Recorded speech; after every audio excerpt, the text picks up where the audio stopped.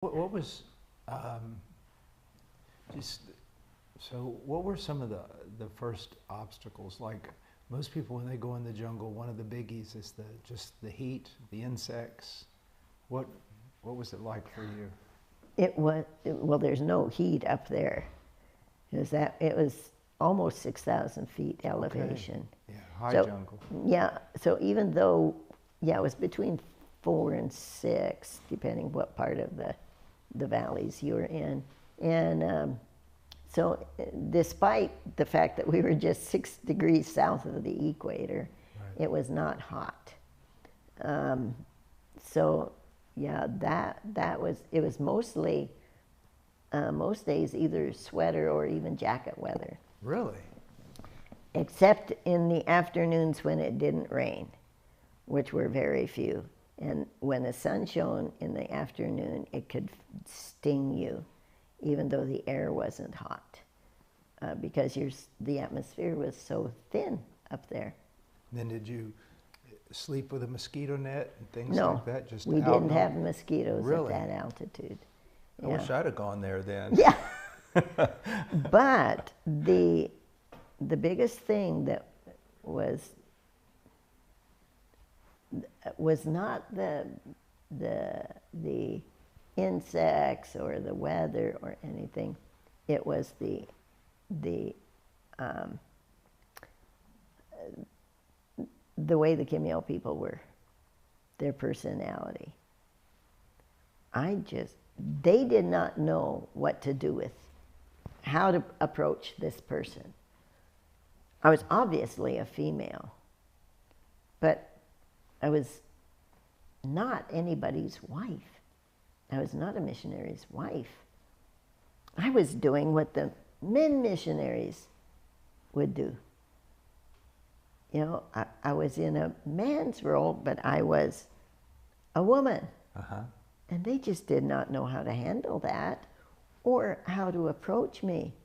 So I discovered it was dependent on what they wanted from me and how they thought they could get it by how they approached me. If they thought they could do it by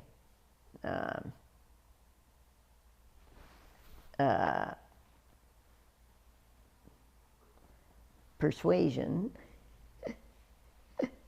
strong persuasion, they would treat me like they would one of their women. You know, if they thought they could get it from me by buttering me up, they would treat me like they would one of their men. You know, so I quickly discerned that difference, and I said in my head, it's not going to work. I know what you're doing. It's not going to work. But I just grew so, I did not like their personality. They were loud, they were pushy, they were boisterous, they, all these, they were explosive. You never knew how close you were to the end of the fuse with them. And one day I said to the Lord, I do not love these people, but I know you love them. So I am going to stay and I am going to do here what you want me to do. Give them the word. And you know, I learned after a while to see the other side of things. It wasn't that they were just pushy and aggressive and all that. They were focused and they were determined and they had a goal and they were going to reach it, and they were up front. They didn't try to trick you like the personality of some other tribes. So you started seeing the positives. Yeah, I saw it. the positive side Yes. of them.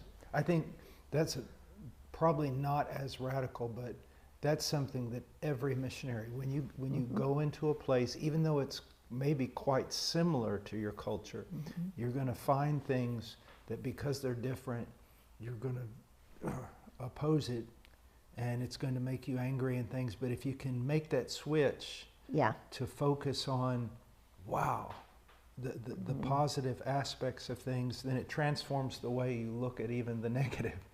Yeah. I remembered a lecture from my missions professor at Prairie, who was my favorite professor.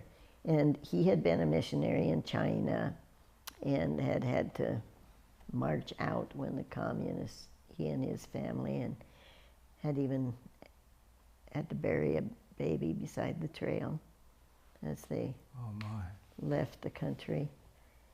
And he related a story of having to go down a river on a sampan with 1 million other Chinese people who he did not like. He did not like the Chinese people.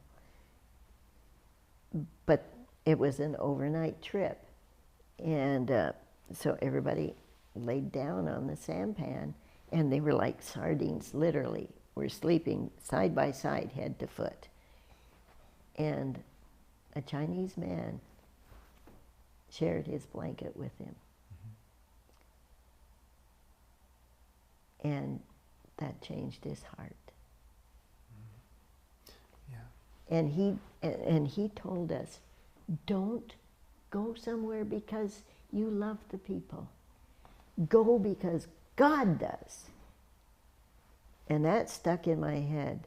So when I was there with the Kim Il people and did not feel that love at first, I said, Lord, I don't love them, but you do. And you have brought me here to give them your word. And that just changed my heart, just like it did Mr. Douglas's heart, you know, when he made that change in China. And God will not only bring a love, but also be able to appreciate the things.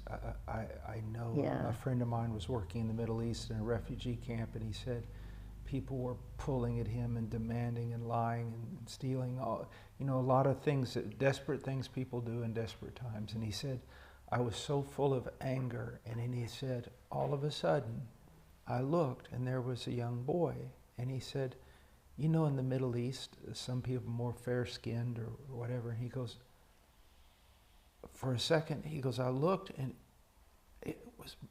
I thought, what is my son doing here? How did my son get in the middle of all these men, and why is he dressed? And he goes, all of a sudden, he goes, I looked and I saw them as my family. I saw them as my son, my father, my mother, my sister, my brother. And he goes, everything changed.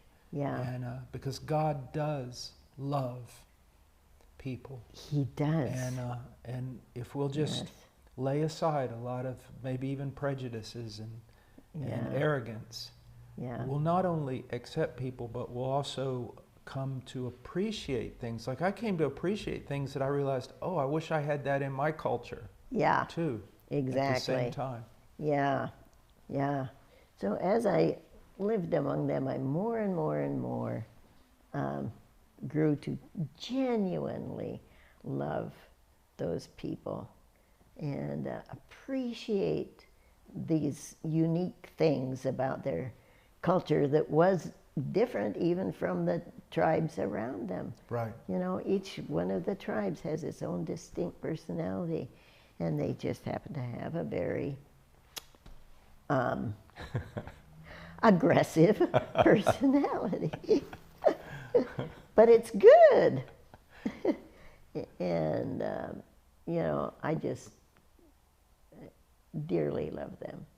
Dearly love them. Yeah. Amen.